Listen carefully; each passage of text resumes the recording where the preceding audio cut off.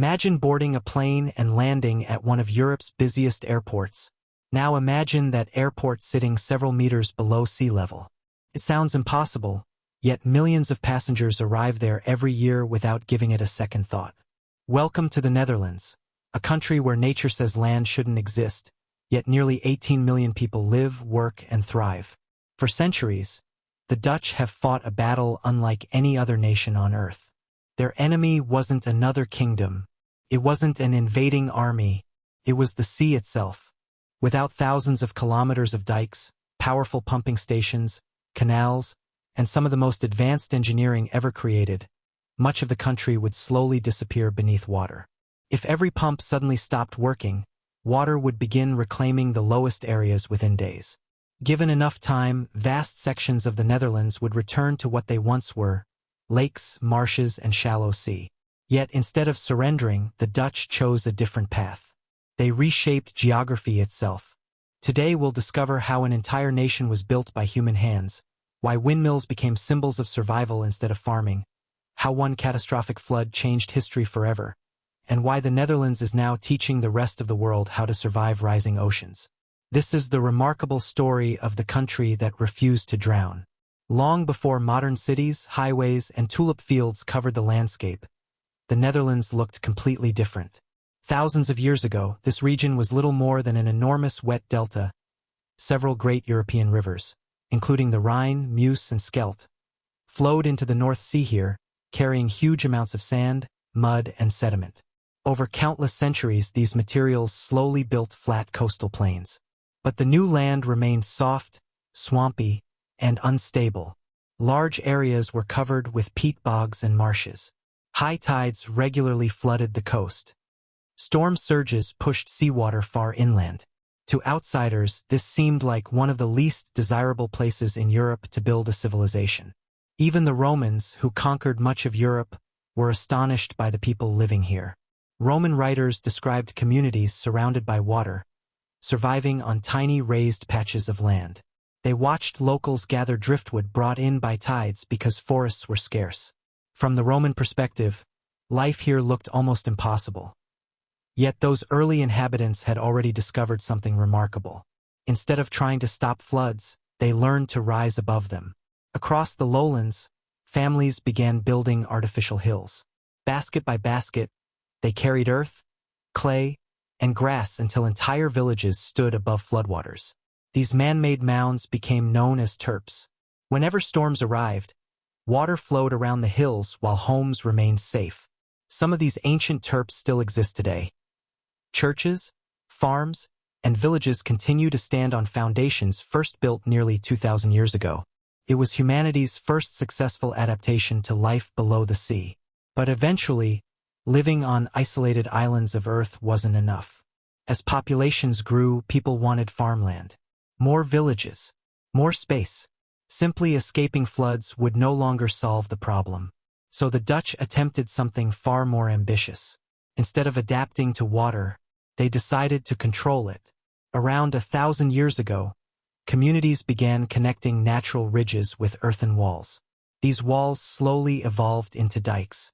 For the first time, people weren't just protecting individual homes. They were protecting entire regions. Once one dike connected to another, new land became available for farming. Villages expanded. Fields appeared where water had once stood. But there was one problem. A single weak section could destroy everything. If one farmer neglected his portion of the dike, an entire community could be flooded. Water didn't care who had worked harder. Everyone either survived together or failed together. This reality forced people to cooperate like never before.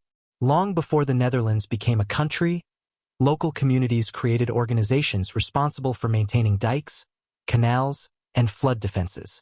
These institutions became known as water boards. Members collected taxes, inspected defenses, organized repairs, and settled disputes. Even wealthy landowners had to obey their decisions. Protecting the land became everyone's responsibility.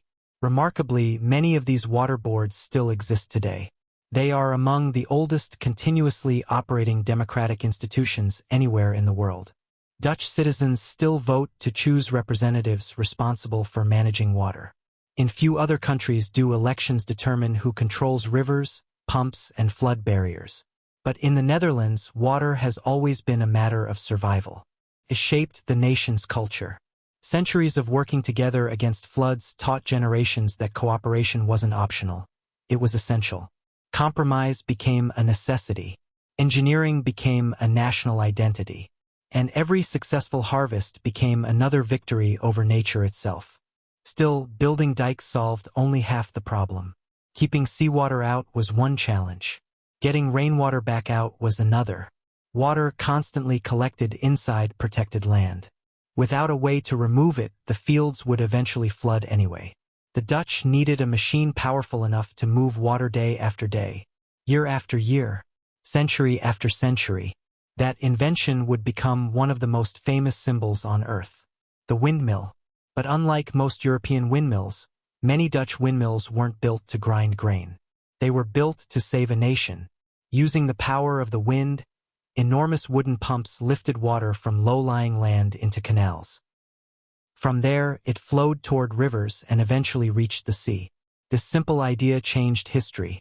It allowed the Dutch to create something extraordinary, land that had once belonged to water. They called these reclaimed areas polders. A polder is land completely surrounded by dikes, protected from flooding, and kept permanently dry through canals and pumps. It sounds simple. In reality, it's a never-ending commitment. Because once water is removed, it always wants to come back.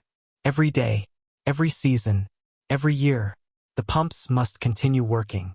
Stop them, and nature begins taking the land back. The Netherlands wasn't built once. It has to be rebuilt every single day. After mastering the art of building dikes, the Dutch set an even greater goal, creating entirely new land. Using hundreds of windmills, they pumped water from lakes into canals and finally back to the sea. The reclaimed land became known as polders. But these weren't ordinary fields. They existed only because pumps worked every day. If the pumping stopped, the water would slowly return. One of the greatest projects was the draining of Haarlemmermeer Lake, once feared as the water wolf, because storms constantly expanded its shoreline. After years of pumping, the lake disappeared, leaving behind rich farmland. Today, Amsterdam Schiphol Airport stands on the bottom of that former lake, several meters below sea level. As more land was reclaimed, another problem emerged. The drained peat soil began to shrink and sink, forcing engineers to build higher dikes and install stronger pumps. The better they controlled the water, the lower the land became. It was a battle with no finish line. By the 20th century, the Netherlands had become one of Europe's richest nations. But beneath its success lay a fragile truth. Every city, farm, and road depended on an enormous network of canals, pumps, and flood defenses working without interruption. Then, one winter night, nature reminded the Dutch that the sea never truly gives up. On the night of February 1, 1953, a violent North Sea storm combined with an unusually high tide. Powerful waves smashed into aging dikes, many of which had suffered years of neglect after World War II. One after another, the defenses collapsed. Seawater rushed into sleeping villages. Families climbed onto rooftops as freezing water swallowed streets and homes. Communication lines failed, leaving entire communities isolated. By the time the storm passed, more than 1,800 people had lost their lives. Thousands of animals had drowned, and hundreds of thousands of hectares lay underwater. The disaster shocked the entire country. Instead of simply repairing the broken dikes, Dutch engineers proposed something far more ambitious. A completely new system designed to prevent such a tragedy from ever happening again. That vision became known as the Delta Works, one of the largest flood protection projects ever built. It would redefine coastal engineering and become a model for countries around the world. The Delta Works transformed the Dutch coastline with massive dams, locks, flood barriers, and storm surge gates stretching for hundreds of kilometers. Among its greatest achievements is the Eastern Scheldt Barrier, whose giant movable gates remain open during normal conditions, allowing tides, fish, and marine life to pass freely. But when dangerous storms approach, the gates close, shielding the land from devastating floods. Another engineering marvel is the Maeslant barrier, protecting the port of Rotterdam. Two enormous floating gates automatically swing into place whenever computers predict an extreme storm surge. Each gate is as long as the Eiffel Tower lying on its side, yet they move with incredible precision. The Netherlands also adopted strict safety standards. Some flood defenses are designed to withstand storms expected only once every 10,000 years. Engineers constantly inspect, strengthen, and upgrade the system because they know one small weakness could put millions of lives at risk. But in recent years, the Dutch realized that even the strongest walls cannot solve every problem. As climate change raises sea levels and extreme weather becomes more common, the Netherlands has embraced a new philosophy. Instead of fighting every river and every wave, the Dutch have begun giving water more space. Through projects like Room for the River, dikes have been moved inland, floodplains restored, and certain low-lying areas intentionally allowed to flood during heavy rains. This reduces pressure on cities and prevents catastrophic disasters. Dutch architects are also designing floating neighborhoods where homes rise and fall with changing water levels. Special parks double as temporary reservoirs during storms, while an artificial sand peninsula known as the sand motor lets ocean currents naturally rebuild beaches. After 1,000 years of battling the sea, the Dutch have learned their greatest lesson. Nature cannot always be defeated, but it can be understood and respected. Today, engineers from around the world travel to the Netherlands to study its innovations. From New York to Jakarta, Dutch expertise is helping coastal cities prepare for an uncertain future. The Netherlands proves that with determination, cooperation, and brilliant engineering, even the impossible can become reality. The story of the Netherlands is more than a tale of dikes and windmills. It's a story of determination, innovation, and resilience. For over 1,000 years, the Dutch have turned one of the world's most challenging landscapes into a thriving nation by learning to work with nature instead of against it. As rising sea levels threaten coastlines around the world, their ideas are inspiring countries everywhere.